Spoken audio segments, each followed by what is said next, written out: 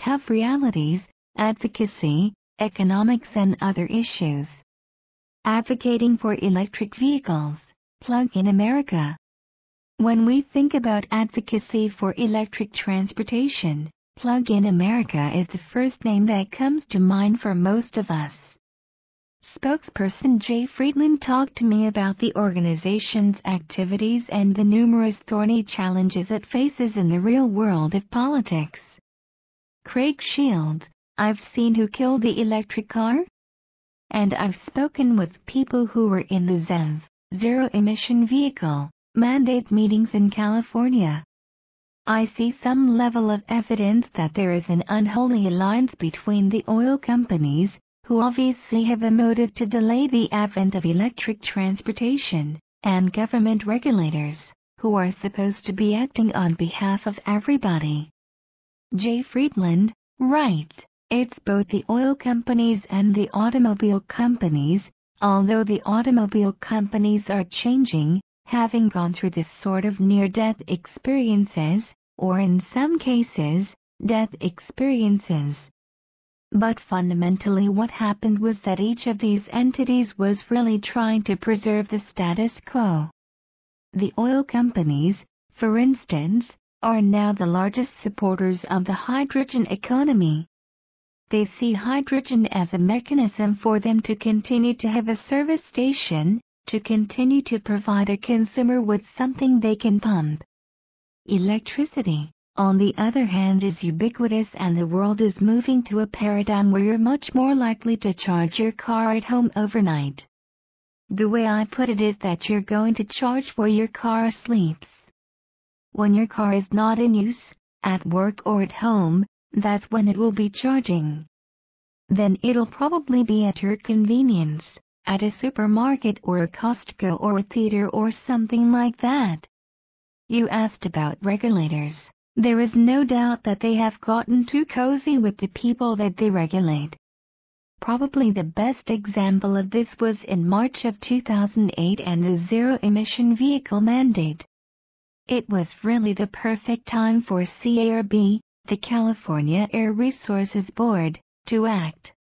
Oil prices were rising, market forces and consumer demand for electric vehicles was building. There were so many things converging. Auto companies were signing up to build either plug-in hybrids or true electric vehicles.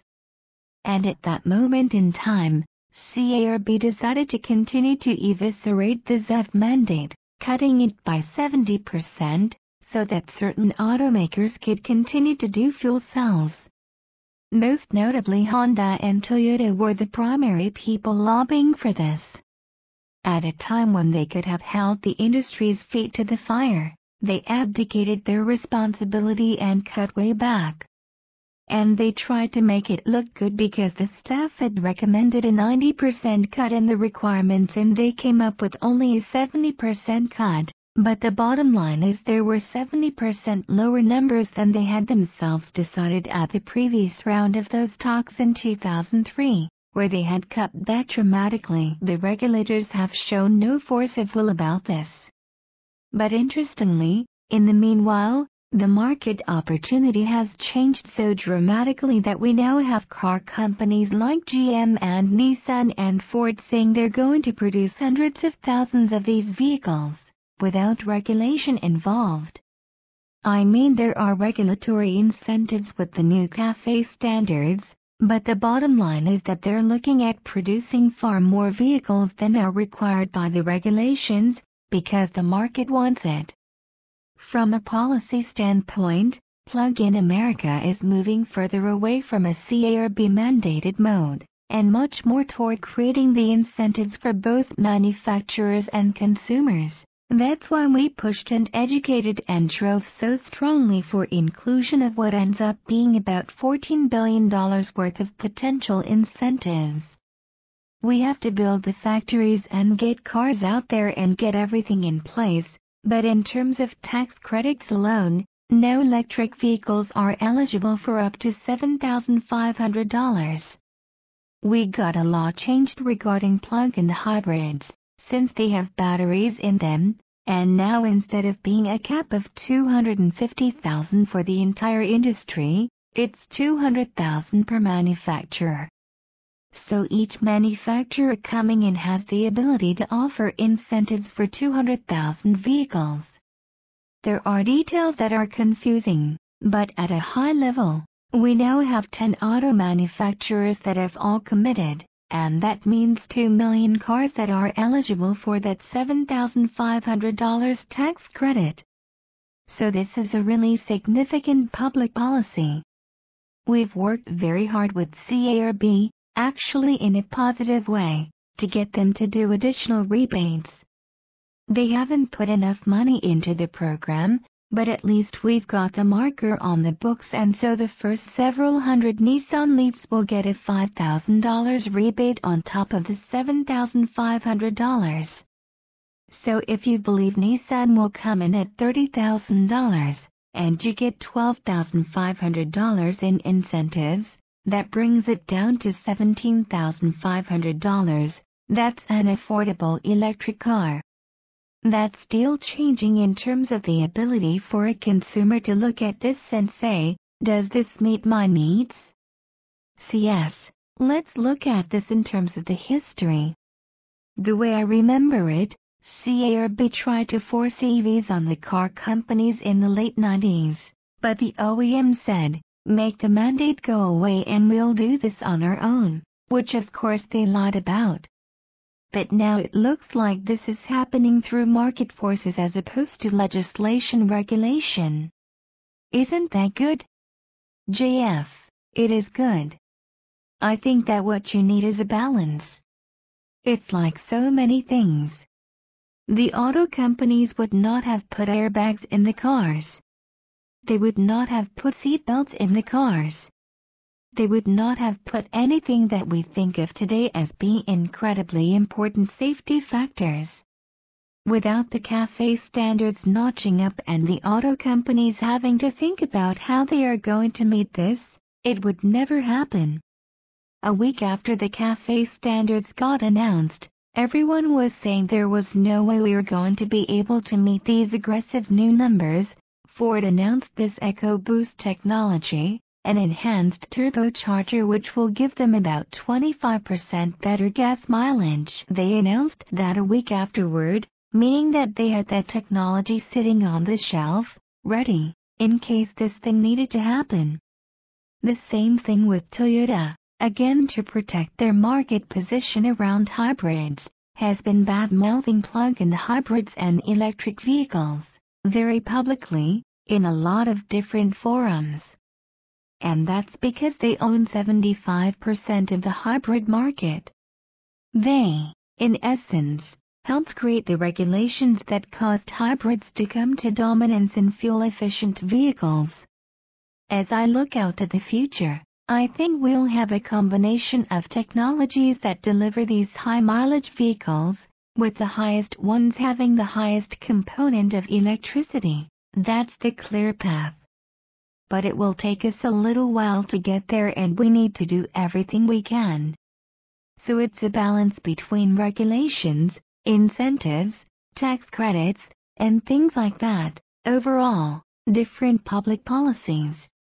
For example, look at major urban centers, congestion zones.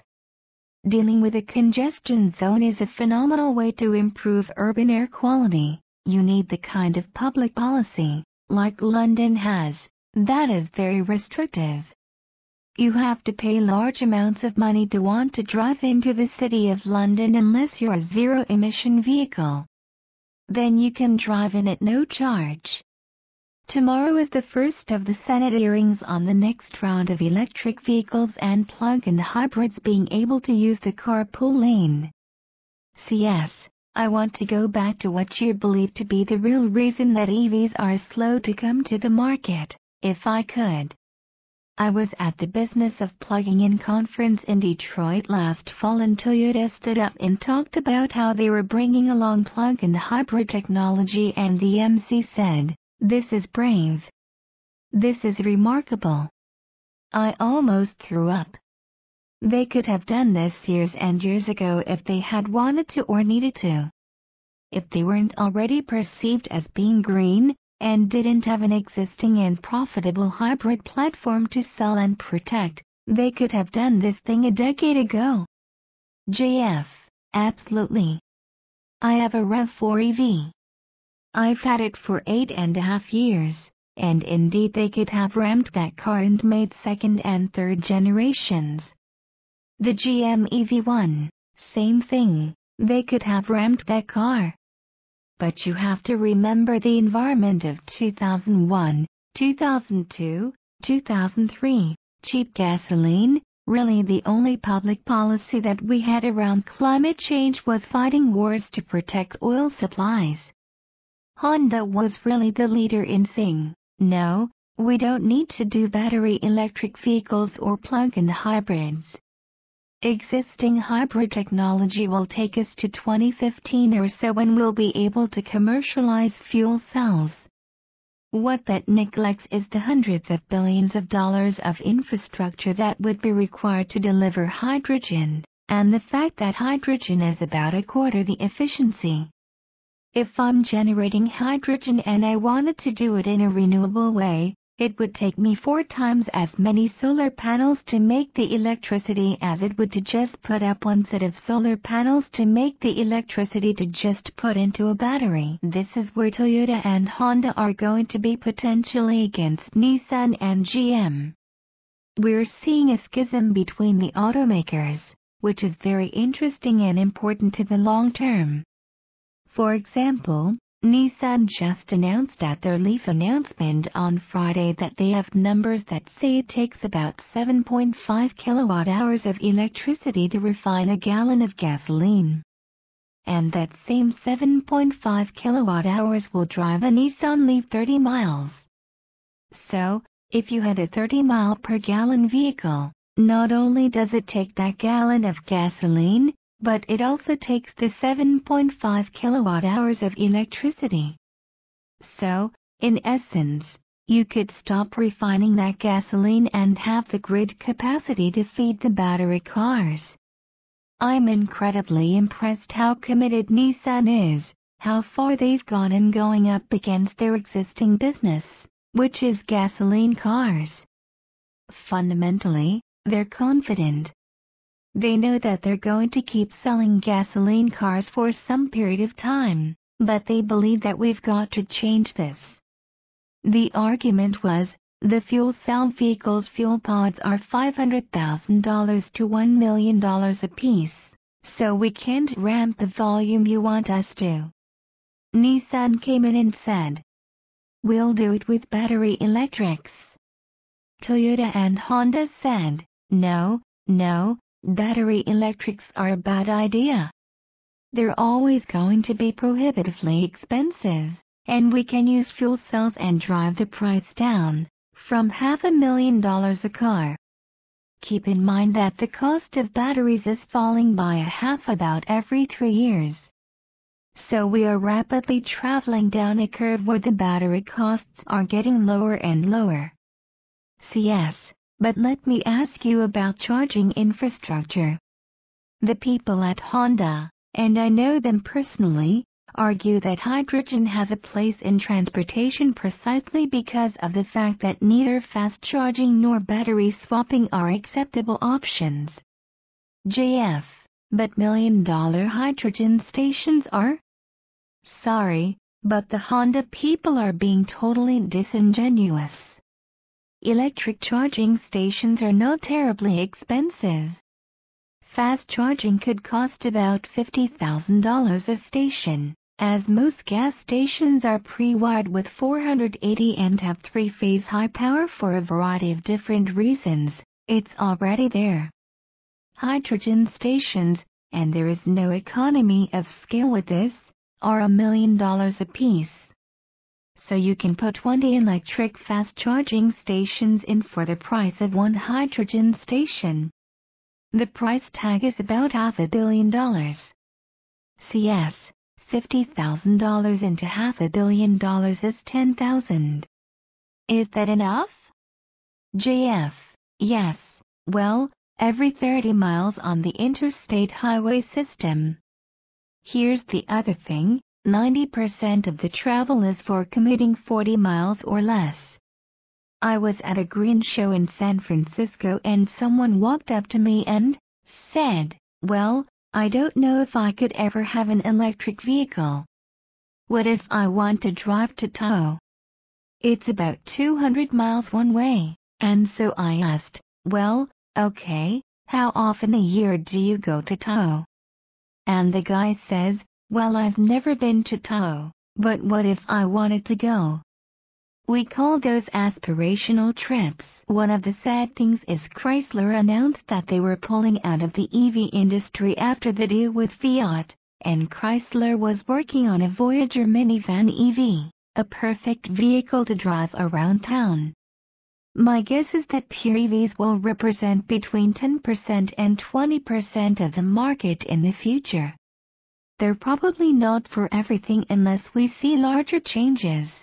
But what about plug-in hybrids? For our family, the perfect set of vehicles would be a very high-mileage plug-in hybrid and an EV. I also know a lot of people that have a single car, an EV, and it works just fine for them. They live in urban environments. They rent a car the 4 times a year that they need to drive from San Francisco to La, and it turns out that if you think about wear and tear, maintenance, insurance, all of those other costs of keeping a car, it's not worth it. Another example is that I don't own a pickup truck. Probably like 3 times a year, I either borrow one from a friend or I go down to Budget Rent-A-Car, rent one, and I use it to go to the dump. CS, this whole subject of the paradigm shift of the way we Americans drive is interesting. My theory is that we are increasingly reluctant to define ourselves in terms of what we drive. We're less likely to say, "Oh, I have to have a BMW because I'm an executive," or whatever. JF, a lot of people's thinking and behavior is driven by misinformation. You know, there's been this whole issue recently where the level of people that believed in climate change has down by like 10 or 15% at this point. I find that a little bit weird. How could you believe something and then stop believing it? What does that mean? I have a friend who teaches an environmental sciences course at a local junior college, and her husband came in to give the talk on climate change. He was paid by the oil companies. He's a denier, there is no global warming. The university didn't even know that they were bringing him in, and paying him to do this. One of my friends who's an astrophysicist took him apart. So what happens at the end? The astrophysicist got yelled at for not being collegial by the dean of the university. What are you, crazy? The guy's spouting lies and I can't correct him? Oh, well, we were trying to be balanced. CS, amazing. What are some of the other Plug-in America platforms? JF, well, one is that being green can save you money. Being green is about being more efficient. That's why I love this concept about oil. You know, gasoline is in essence dirty twice. It's double dirty, because there's an environmental consequence to that electricity that goes into refining it, and then you go put it in your car and you burn it and you put 20 pounds of CO2 in the atmosphere for every gallon you burn. Even if the Obama administration hasn't accomplished as much as we've wanted them to, from a plug-in car perspective they've done a phenomenal amount of getting the job done. Most of it was because they got the key provisions into the stimulus, which is the most major thing that they've passed. And it'll be very interesting to see how much compromise ends up happening, and that's our next great barrier that we're working on. There are some great plug-in provisions, but if the overall bill is crap, we run into that problem. CS. My personal theory is that until and unless there is meaningful campaign finance reform, nothing is going to happen here. The only reason these people get and stay in office in the first place is simply because they're taking money to forward things that create profit for a very few people. JF, I tend to agree with you, and the example that I keep pointing to is hydrogen. It's a gigantic obfuscation. Hydrogen is incredibly well financed. There's a hydrogen caucus in Congress, a group of senators and members of the House of Representatives, that in essence meet to talk about how they can advance hydrogen, and that effort is funded directly by the oil companies. CS, what else are you folks at Plug in America working on right now? JF, imagine you go out and buy a car today. You walk into a car dealer, you haggle or maybe you don't, depending if you have pre-cut the deal. Maybe you've gone online and you've done the research, made your decision, you go in, and that's when you pick up the car. If the car dealer's nice, they filled out the tank and you drive it home, and a few days later you go to a gas station, you fill it up, and this has been the conventional mode. Well, now imagine it's an EV. For the first week or two you charge on a 110-volt outlet. And then you realize, well gosh, you'd like to charge this a little faster.